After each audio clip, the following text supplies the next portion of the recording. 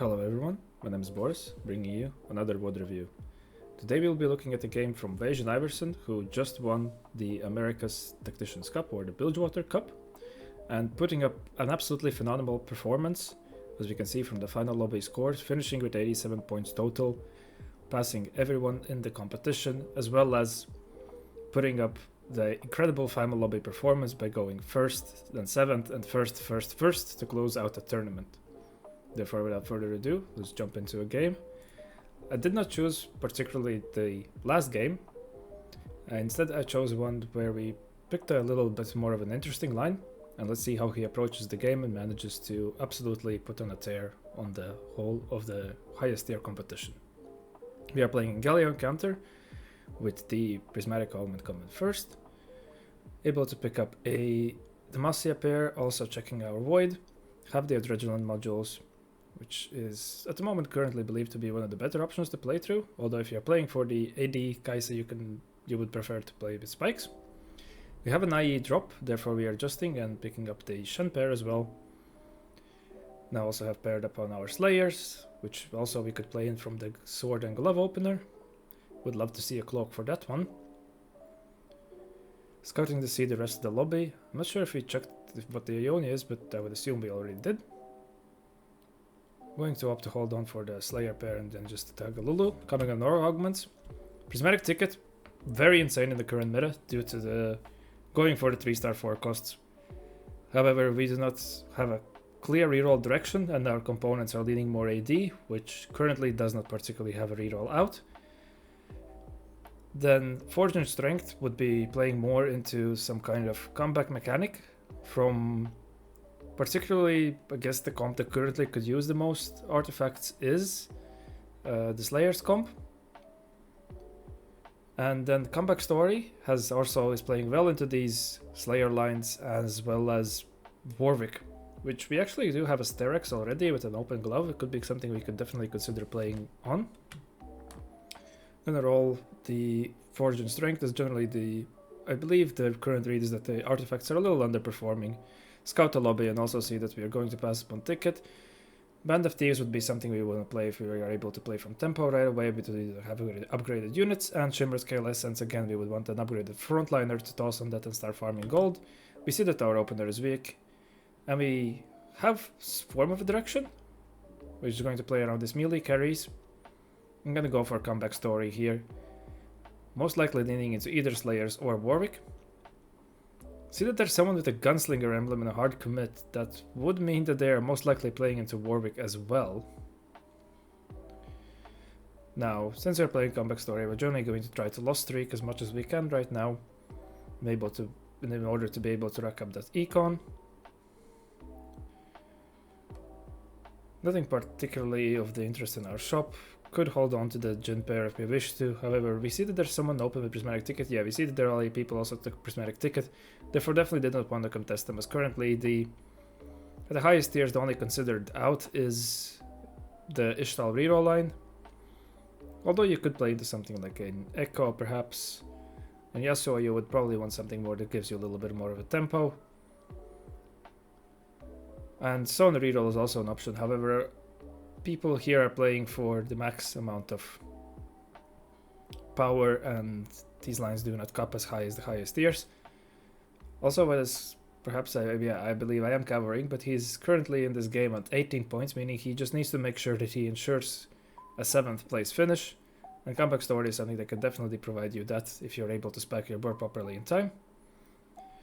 Queuing to quite a strong Void player with the Radiant QSSS, substituting their Ginsus most likely on the Kaisa, as it provides a very early nice tempo slam. You see there's a hedge fund player also most likely playing into something like a Lys Seraphine.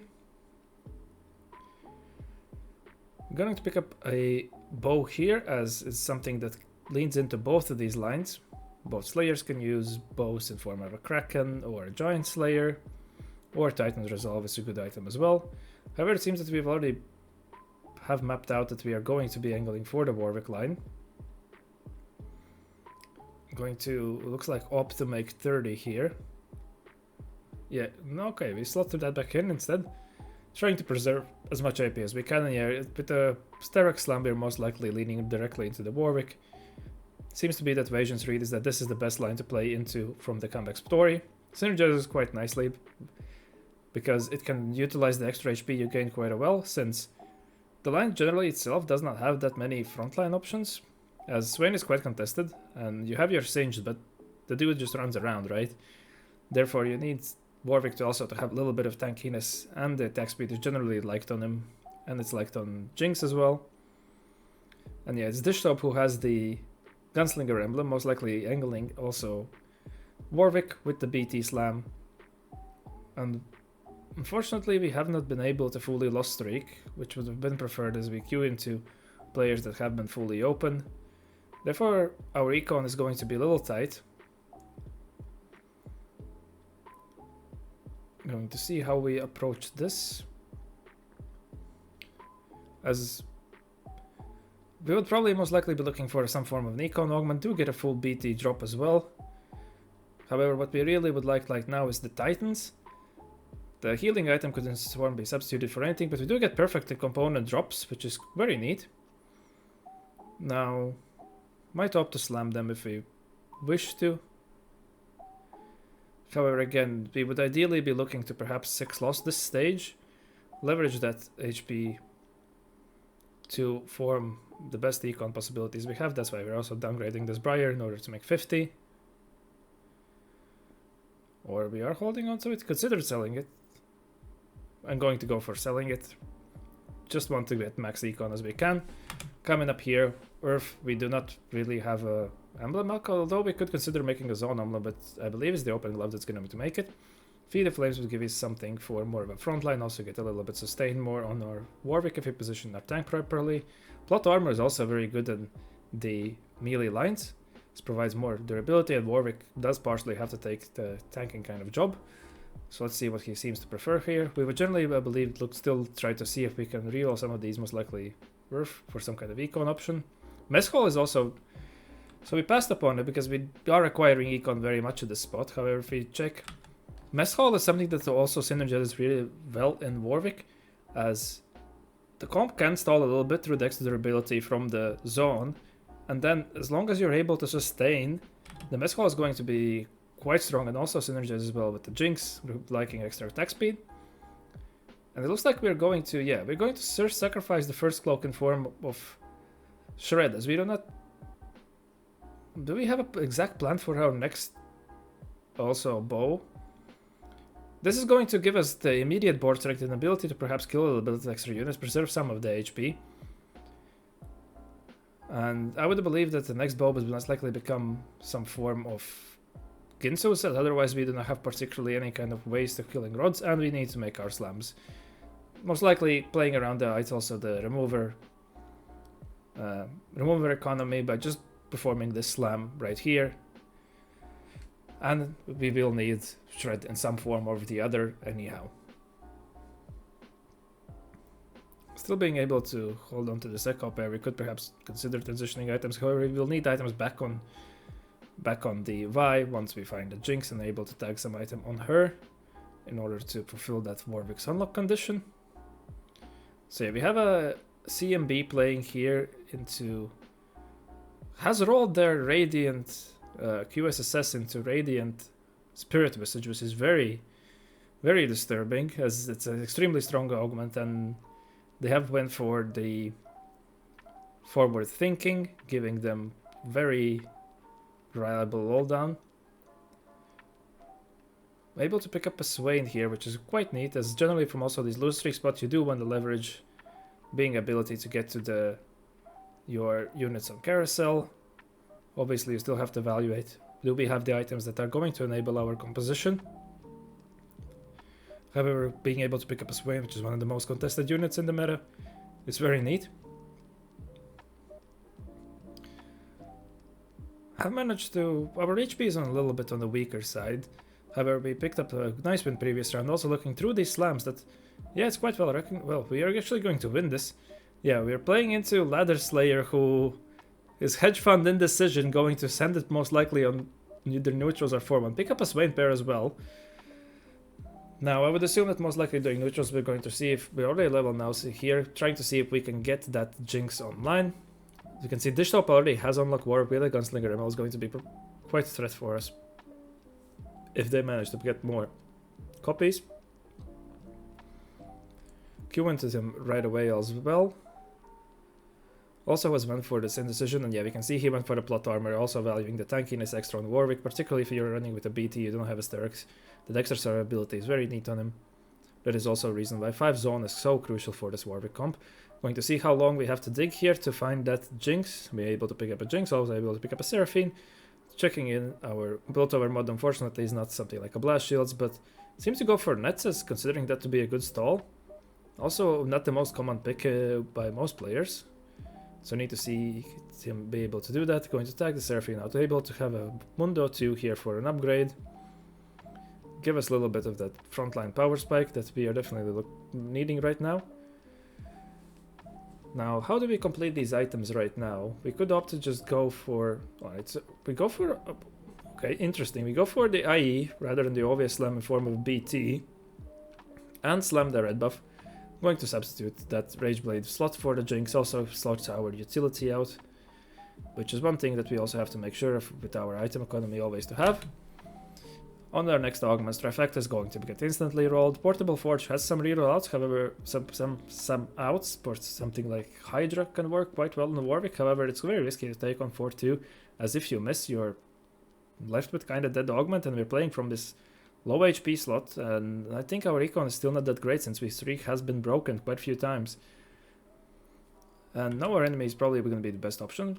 Item grab bag could be quite alright. Yeah, item grab bag is going to be quite alright. Going to get some more items on our board. Board strength is going to good. Unfortunately, we are quite poor and still stick on Warwick 1 and Singed Pair. Swain Pair and Singed 1. Therefore, we are definitely lacking in this econ department. We need to start our comeback story quite soon. Going to opt to go for that transition of Kraken and IE and make a TG that we can slot on our Singe right now, trying to be as strong as we possibly can, as we are playing around these 2 to 3 lives at the moment. Now able to get that Warwick 2 finally online. A little bit of a high roll given that we were quite low on this econ situation, even with Slammin.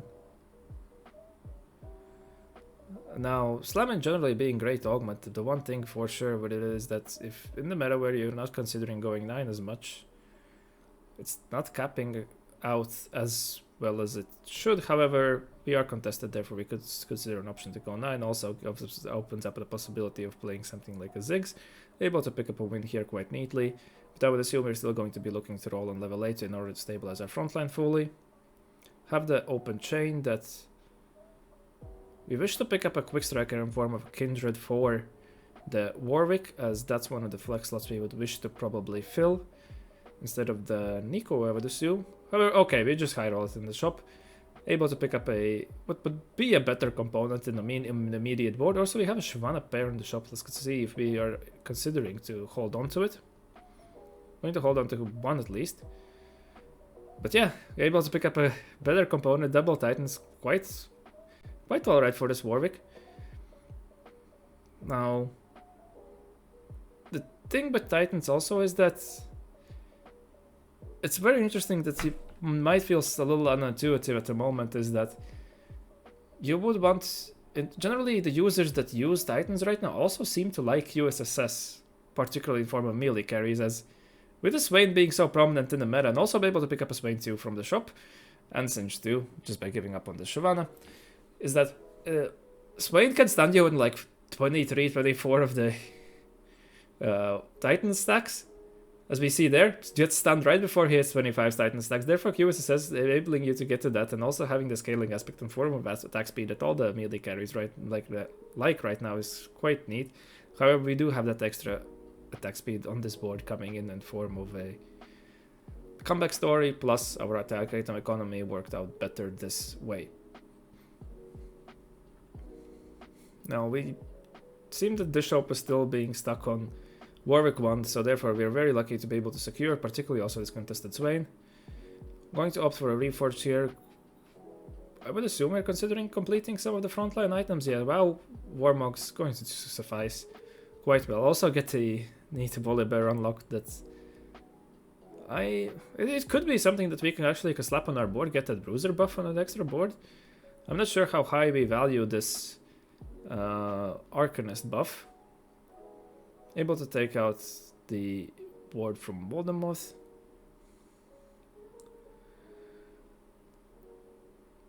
Now let's see, if we are considering this Volibear, we're able to pick it up. See that there's a dish tall player that with a prismatic ticket. Thankfully they are not exactly on the way of going for that Nidalee. Also able to get the stronger side of the Kaisa. However, the Swain too being very valuable, as if the Swain dies we're getting an immediate focus on our Warwick. However, Warwick has managed to stack this Titans, has the durability rolling, and we're able to go through them. I myself have found quite interesting the options of playing around Warwick, where sometimes it seems that he wants to be on the weaker side, but as you do, they get the extra reset in form of attack speed for the Jinx whenever you get kills, and he needs a little bit of a time to ramp up. However, let's see, now that we are again on fully the stronger side, now this is an AD Kaisa, so he's just going to dash away.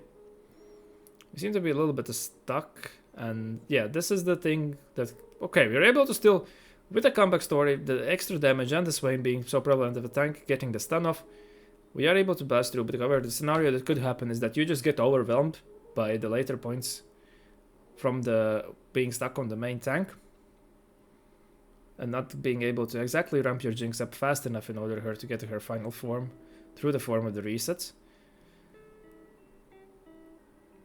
Therefore, it's going to be interesting to see how these sides play down. They're going to transition the TG to the Kindred.